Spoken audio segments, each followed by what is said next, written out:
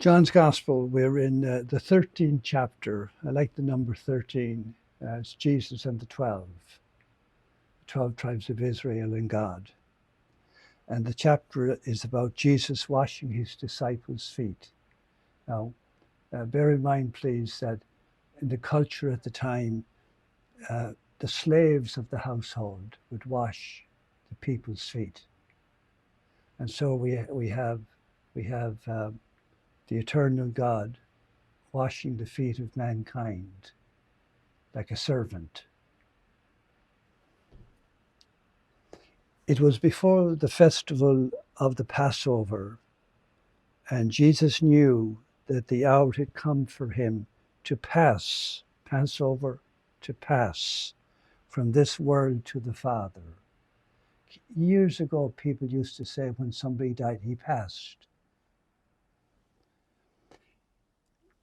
He always loved those who were his own in the world, but now he showed how perfect his love was. And there's a footnote in the Jerusalem Bible commenting on the word Passover.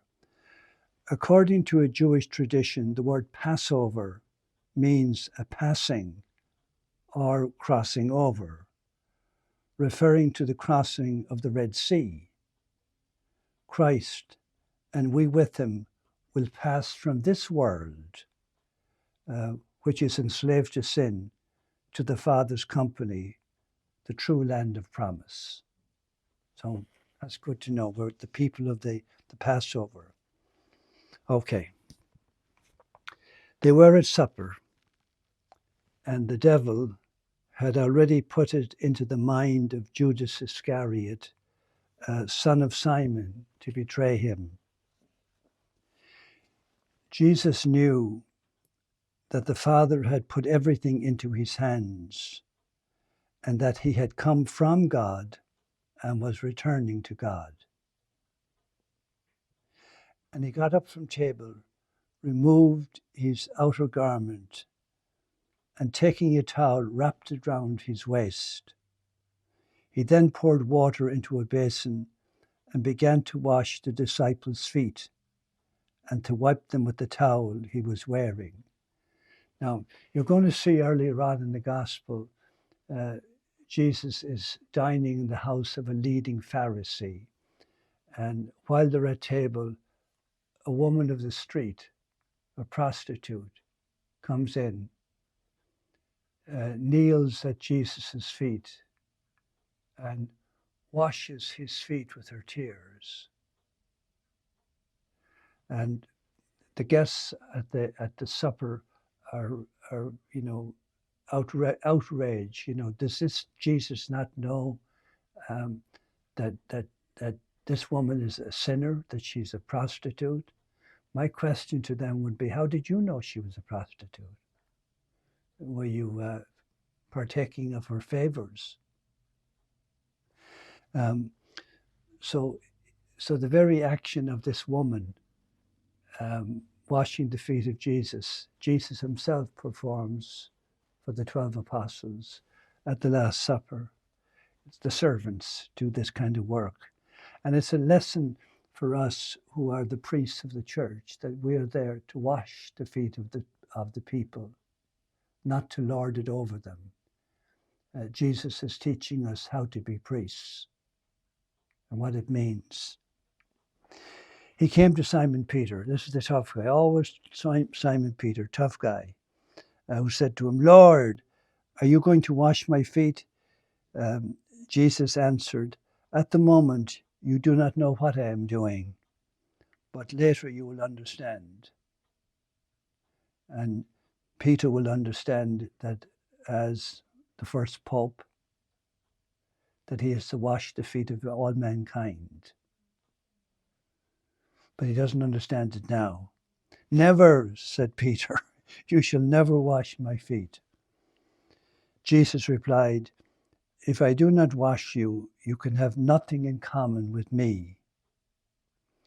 "Then, Lord," said Simon Peter, "not only my feet, but my hands and my head as well." Jesus said, "No one who has taken a bath needs washing, He is clean all over.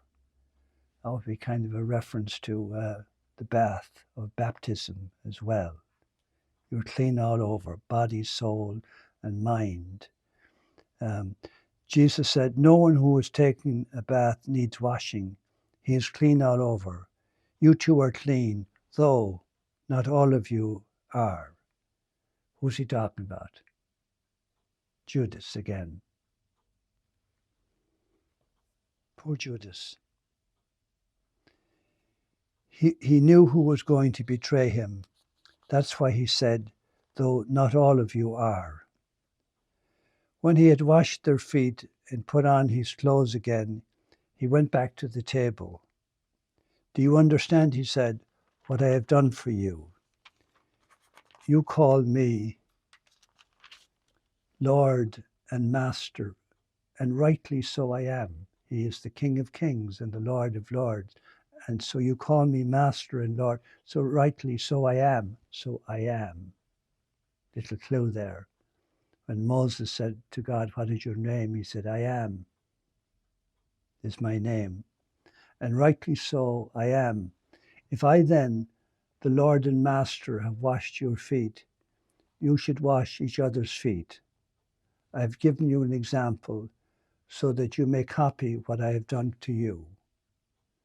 So I describe myself in all funny ways just to cover up. I say things about myself like, well, I'm a legend in my own mind. I'm the Crown Prince of Latvia, Estonia, and Lithuania in exile. Holy, handsome, and humble. But the whole truth is, I am a servant priest. That's who we are. And we're not, I think maybe it's easy for a priest to forget who he is. You know, everybody calls you father, and people are deferential to you, and you might be, getting puffed up like a rooster, but you are the servant. I tell you most solemnly, no servant is greater than his master. No messenger is greater than the man who sent him. Now that you know this, happiness will be yours if you behave accordingly. I'm not speaking about all of you. I know the ones I have chosen. But what Scripture says must be fulfilled. Someone who shares my table rebels against me. I tell you this now before it happens, so that when it does happen, you may believe that I am He. I am God. I am the one who spoke to Moses on Sinai. I am the one who walked with Adam in the cool of the evening time. I am the one who closed the door of the ark on Noah and his family. I am the one who called Abraham out of Ur of the Chaldees. So you will know who I am. I tell you most solemnly, whoever welcomes the one I sent welcomes me, and whoever welcomes me welcomes the one who sent me. Now, this is also strange. You welcome me as a priest, you welcome Christ. But it's also true of you. Again, remember about your baptism? You were anointed priest, prophet, and king. So when I welcome you, I welcome Christ as well.